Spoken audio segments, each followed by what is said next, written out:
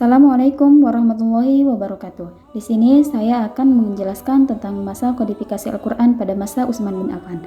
Yaitu yang pertama, munculnya ide pengumpulan.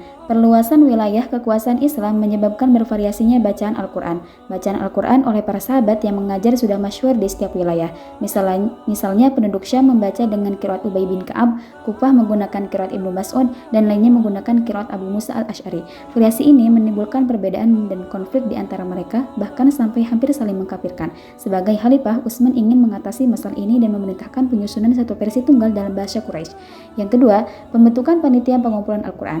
Pengumpulan Al-Quran pada masa Utsman dilakukan oleh komisi yang terdiri dari Zaid bin Sabit, Abdullah bin Zubair, Sa'id bin As, dan Abdurrahman bin Hisham. Panitia ini membukukan Al-Quran dengan menyalin lembaran-lembaran menjadi mushaf, mengikuti bacaan para hafiz Al-Quran, dan menyelesaikan setiap perbedaan dalam dialek Quraisy. Panitia ini menulis beberapa mushaf yang dikenal dengan sebutan Mashaf Utsmaniyah, dengan ejaan tulisan yang merujuk pada suhuf yang dikumpulkan pada masa Abu Bakar. Yang ketiga, pelaksanaan dan penyebaran. Utsman memerintahkan pengumpulan dan penyalinan mushaf yang kemudian dikirim ke berbagai kota metropolitan. Riwayat-riwayat menyebut jumlah mushaf yang dikirimkan beragam. Namun umumnya diterima bahwa 5 mushaf dikirim ke Madinah, Kufah, Basrah, Damaskus, dan Mekah. Sementara 1 mushaf disimpan oleh Utsman sendiri yang dikenal sebagai Al-Imam. Dan yang keempat yaitu otentisitas dan integritas mushaf Utsmani. Al-Quran hasil kodifikasi pada masa Utsman dianggap teks standar yang otentisitasnya tidak diragukan oleh mayoritas umat Islam. Mushaf ini menjadi sumber utama dalam aktivitas keagamaan dan penafsiran. Meski ada riwayat tentang eksistensi wahyu lain yang tidak tertulis dalam mushaf ini, materi-materi tersebut kebanyakan dibahas dalam konteks nasik dan masuk dan hadis qudsi. Kontroversi dan kesalahpahaman. Meskipun tindakan Utsman membakar mushaf-mushaf lain mendapat kencaman dari beberapa sahabat, tindakan ini dilakukan untuk mencegah perselisihan dan menjaga keaslian Al-Quran. Seiring perkembangan zaman, tanda baca berupa titik ditambahkan untuk memudahkan pembacaan oleh non-Arab. Beberapa sekte dan sarjana barat meragukan integritas mushaf Utsmani, namun argumen-argumen mereka seringkali tidak substansial dan tidak dikesampingkan. Seperti yang kita ketahui, tim penyusunan Al-Quran diketuai oleh Zaid bin Sabit, yang dikenal cerdas dan bagus hafalannya. Tim panitia tersebut berhasil menulis ulang mushaf Al-Quran 30 juz beserta 5 salinannya.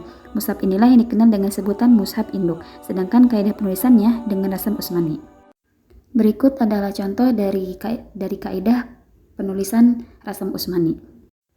Pada tahun 50 Hijriah, atas pemerintahan Gubernur Ziyad, beliau memerintahkan ulama yang ditugaskan untuk diberi tanda bacaan dalam Al-Quran, yang bernama Abu Aswad Ad-Du'ali. Seperti yang kita lihat pada gambar tersebut, yaitu bentuk tandanya titik bulat-bulat. Tanda baca tersebut gunanya untuk membedakan bunyi huruf atau disebut naqtul i'rab. Huruf yang berharokat fathah diberi titik bulat di atasnya, huruf yang dibaca kasroh diberi titik bulat di bagian bawahnya, sedangkan berharokat dhamma diberikan titik bulat di samping hurufnya. Ada salah seorang murid Abu Aswad bernama Nasr bin Asim al-Laib yang wafat tahun 89 Hijriah yang berijtihad mencari jalan keluar. Sahabat Nasr bin Asim tidak sendirian, beliau bersama murid yang bernama Yahya bin Amr yang wafat 120 Hijriah yang pada akhirnya menghasilkan titik pembeda huruf atau dikenal naqtul ijam sebagai jalan keluar. Titik pembeda huruf tersebut disamakan pada huruf-huruf hijaiyah. Berikut adalah contoh dari huruf yang sama. Ba dibedakan 4 huruf lainnya yang bentuknya sama, yaitu dengan meletakkan titik 1 di bawah, huruf ta dengan titik 2 di atas, huruf sa dengan titik 3 di atas, huruf na dengan titik 1 di atas, dan huruf ya dengan titik 2 di bagian bawahnya. Begitu juga dengan huruf jim dibedakan dengan huruf saudara kembarnya. Jim diberi titik di bawah atau di tengah, kho dengan titik di atas, dan huruf ha tanpa diberi titik.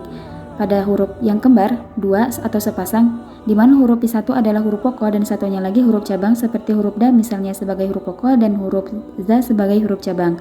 Ro dengan za, huruf sa dengan sya, huruf so dengan do, huruf to dengan zo, huruf a dengan go, dan huruf fa dengan huruf kof. Diberikan tanda titik 1 di atas huruf cabang. Kecuali huruf sya ada 3 titik. Pada mulanya huruf-huruf pokok pun diberi titik 1 di bawah, seperti da diberi titik 1 di bawah dan za diberi titik 1 di atas, dan seterusnya sampai huruf fa dengan huruf kof. Fa diberi titik 1 di bawah dan kof diberi titik 1 di atas. Kemudian pemberian titik di bawah dan huruf pokok tidak diperlukan lagi karena sudah dapat dibedakan. Pada tahun 750 sampai dengan 1258, muncullah ulama bernama Imam Al-Khalil Ahmad bin Al-Farhid pada tahun 170 Hijriah, merumuskan tanda baru untuk menggantikan hasil rumusan Abu Aswad. Beliau berhasil membuat tanda baca atau harokat baru yang diolah dari huruf-huruf hijaiyah. Harokat dhammah ditandai dengan huruf kecil di atas huruf wa, harokat fathah dengan alif miring kecil di atas hurufnya, tanda kasroh ditandai dengan huruf alif miring kecil di bawah hurufnya. Alhamdulillah.